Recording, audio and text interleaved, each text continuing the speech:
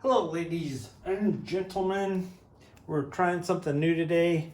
This is a little bit smaller than a baseball, but bigger than a golf ball size ball of clay. And the first thing I'm gonna do is I'm gonna just smush it with my hands into a disc like that. And it's probably about somewhere between 3/4 and an inch thick. And then this is just one of those bags like what came in your kit. And if you need more bags, you can always get more bags at school. They have a box of them right there at the front office. And then, so I put it inside the bag so it won't stick to the table, and so it won't stick to my book. And I'm gonna just put some weight on there.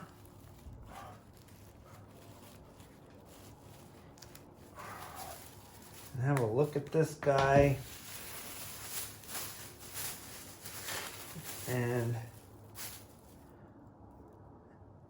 it flattened out a little bit, but it's still a little bit too thick. So I'm gonna try some more.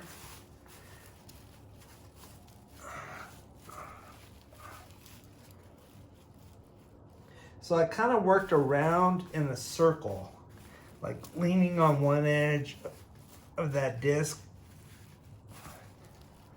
and then right in the middle. And you can see it got quite a bit bigger that time. And it got quite a bit thinner. It's still a little thick. This is getting close to what I want, but like right here is a little bit too thick, I think, for what I want to do. And then it's a little bit thicker here.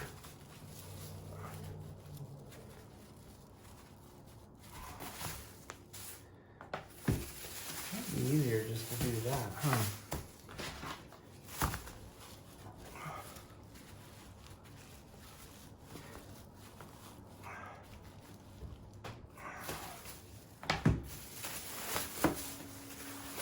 What we got now. You can see the edge cracked quite a bit, but there's still a pretty nice, a decent sized disc here. And I'm gonna flatten a little bit more in this area.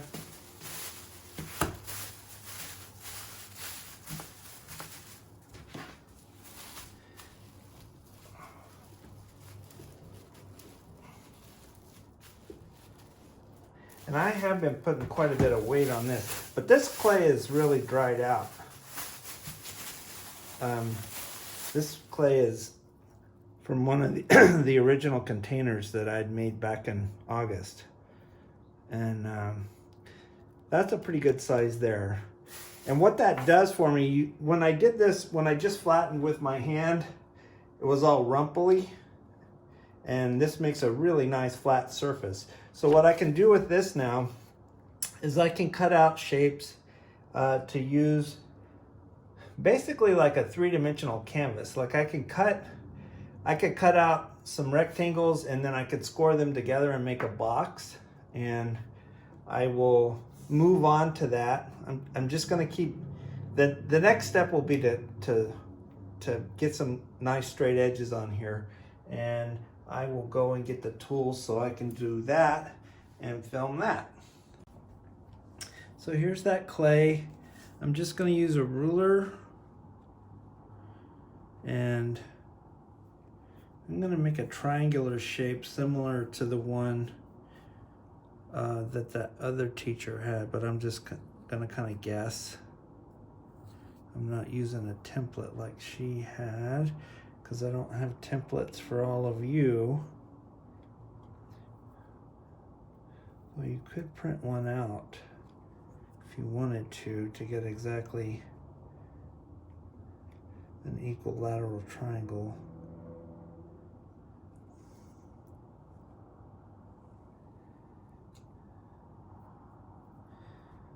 Okay, so something about like that was the base she had. And at first, I don't try to go all the way through the clay in one little cut. I do it in a series of steps, going a little deeper each time. You can see as you get towards the middle, this clay is a bit thicker than what it is on the outside. But it'll work. It's not too thick. And then I will do the same here.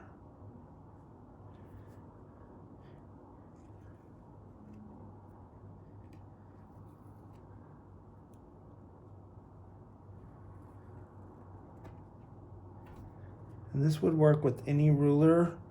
Whenever I'm doing something like this, I like to have the ruler protecting the part I want to keep. And the part I'm going to get rid of is on the outside of the ruler, like that.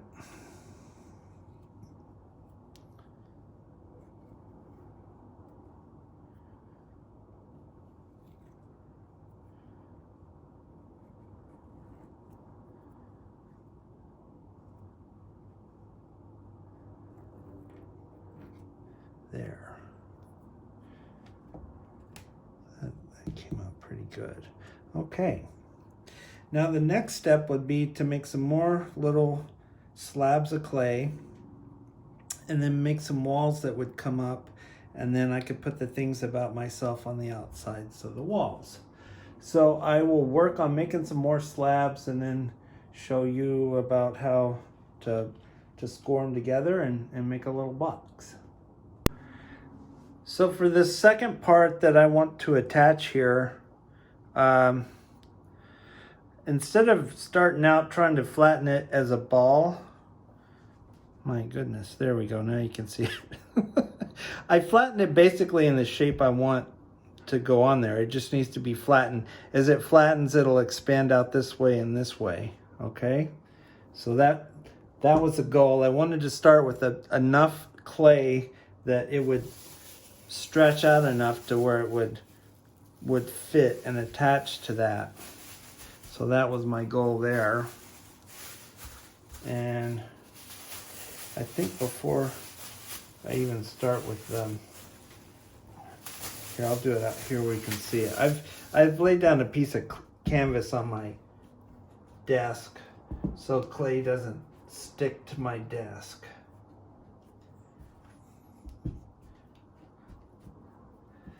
And you can see I started to get a pretty big crack here, so I'm just going to smush it together like that.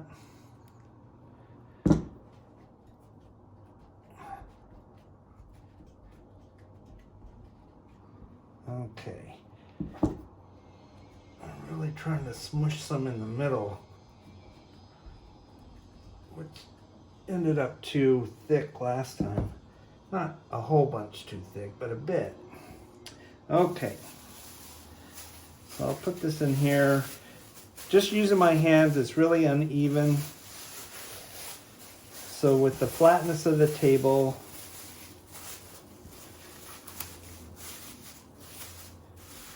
and the flatness of this book,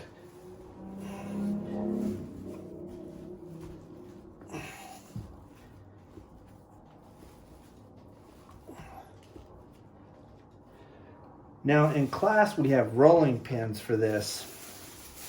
So if you happen to have rolling pins at home, you're more than welcome to try that.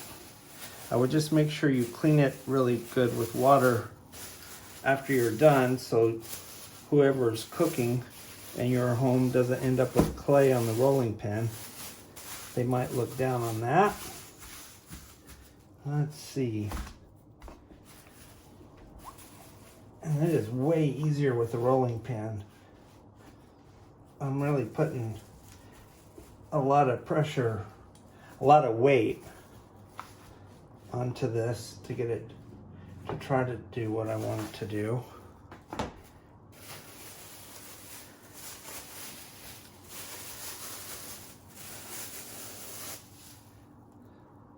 And that's not too bad. I think it would, we could use a bit more right there.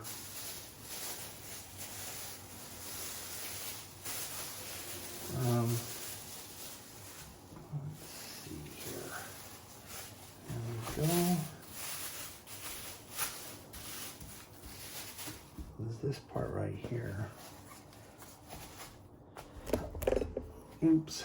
That is really not very helpful when you like hit the camera like that. That's dumb.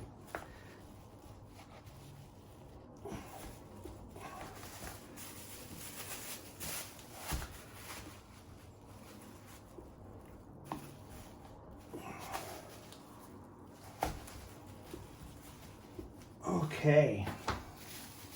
Oh, now look at that line I left right there with the edge of the book. That is not very helpful. I did not want a line right there.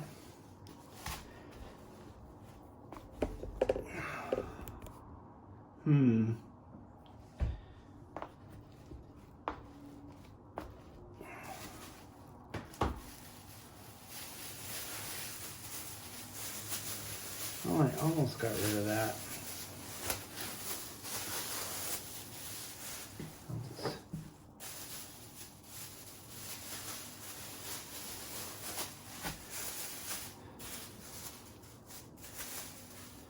Let's try one more time.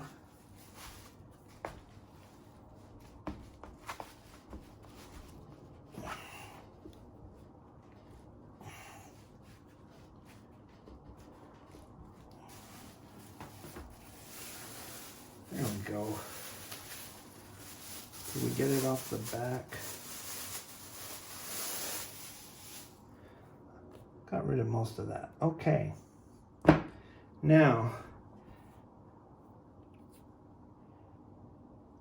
see, that'll work pretty good because it's wide enough. I could have a pretty tall wall come up, and then I would just need to replicate that for the other sides. So I will do that, and then I will come back with a better angle on my camera so I don't keep hitting the camera, because that's really stupid. Alrighty, so the first thing I'm going to do before I get more clay, I know I said I was going to do that next, but I just really needed to move that camera. I'm lining up this ruler with the bottom of this side, and then just going to do this right here.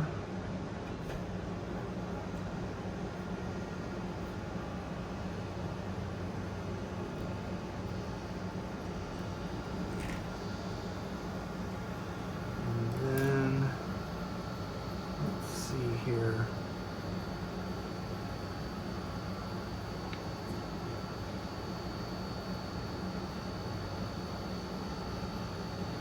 See, like that would attach like that.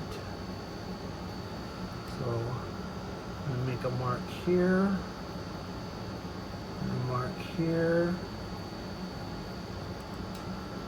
And then go ahead and bring that out. Well, I'll go a little ways. I'm not sure what I got here. It's about the same.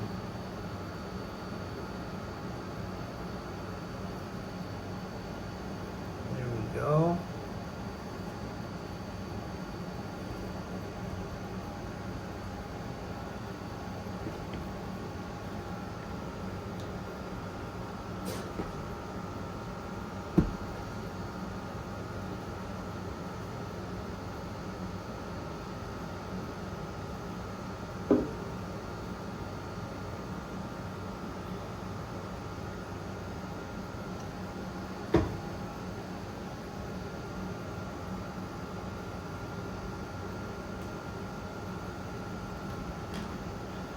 Okay.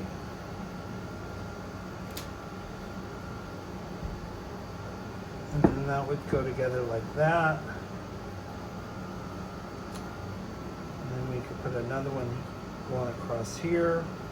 Now they cut theirs at angles, I know, but I don't have an easy way for you guys to do that at home unless you just try to eyeball it. So I'm trying to figure out a way to show you if you wanted to make something with slabs, you could.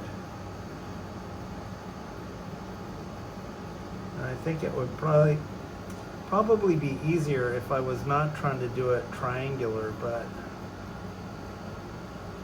that's what I did. So if you wanted to make something just with the rectangular base and a couple of walls, because you could have stuff inside and outside. It wouldn't have to be closed off as a box. And yeah. Ching, nope, ching, there it is. So that would go like that. And if I made a little mark like this, see how I just scored it where you could see it? Then I could score all of this with water and score all of this edge here with water, and then smush them together. And Bob's your uncle, as they say in the United Kingdom, which means that everything's groovy, basically. Okay. So now I need to make, if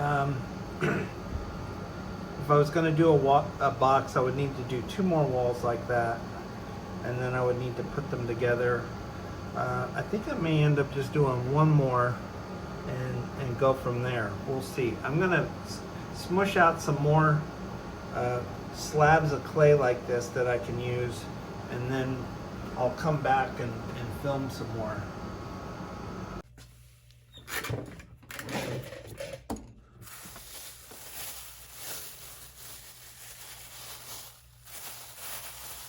Okay, ladies and gentlemen, welcome back to Slab Building at Home. My goodness. Let's see, that's where I made that line right there. And that one's gonna go like that. Okay. Well, let's make this happen, shall we? I'm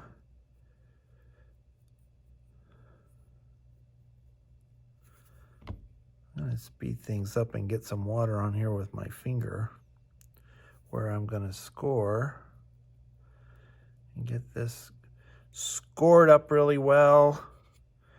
I hope you are all doing good today. My day so far has been adventurous, as I took care of recycling some boxes. They had been a little mansion for the kittens, but they only like living in a box so long, and then they want new things to be exciting. And the box was taking up a lot of the living room, so I got that out of the house. And you can see it takes quite a bit of water to get this to start getting a little muddy, which is what I want. A little muddy, a little slimy, kind of like glue, because I am attaching these 2 things together, and I really want them to stay together. And it's 3 things that have to occur to make a really good fit, a strong attachment. Let's make sure, yes, that is the correct edge.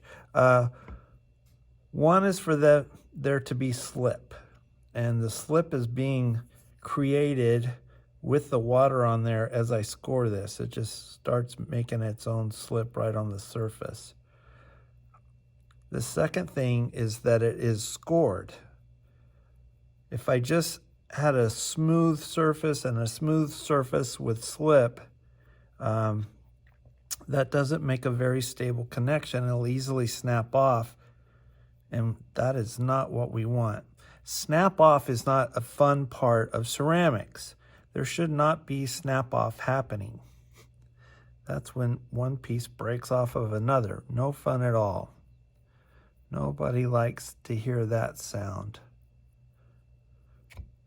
So that's 2 things so far, right? One was the slip, the second was the scoring, and the third is some compression, some pressure. You have to put pressure on these pieces to really talk them into hanging out together. I don't know if you can see, but I'm feeling back here with my fingers to make sure it's lined up. And then I'm pressing down and wiggling a little bit back and forth to really smush those areas together. As I'm doing this, I start to see slip coming out between the two pieces, which is what I want to see. It's making a bit of a mess on the back there. Just going to clean that up. Really helps to have a nice container of water and a towel, rag available as you're doing this. And then I prefer to use a paintbrush, but I didn't have paintbrushes to give you guys, but I did give you guys these wonderful little makeup sponges, which work pretty well at cleaning off a bunch of slip.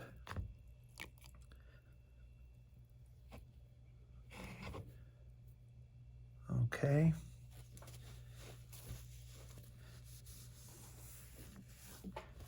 Now sometimes when I am attaching two things together like this piece may have gotten stuck to my table a little. Instead of trying to pull it straight up, I like to turn it some. And then now I can look right here and see where this is connected. I can also lay this down flat and press down on what is basically the bottom of this triangle. Now, if you're trying this at home, I should have said this in the beginning. It's probably easier if you made a rectangular base and then had 4 walls, but I only did this because that's what where I found this assignment, that's what that lady had. This is the form she had them do. Theirs was actually bigger than this. But they were in the studio and had a lot more tools than you have at home, so that's why this one is not quite the same. Okay, so that's one wall attached to the base, and I could easily now make another wall and have it come up. There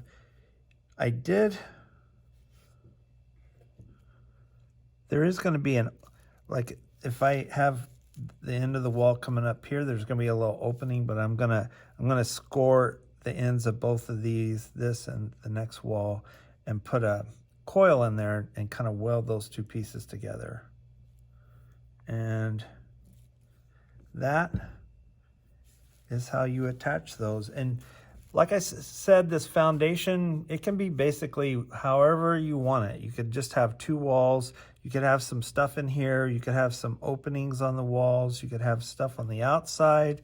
So just get those 5 items about you somewhere on your foundation. Thank you very much. I hope you have a wonderful day.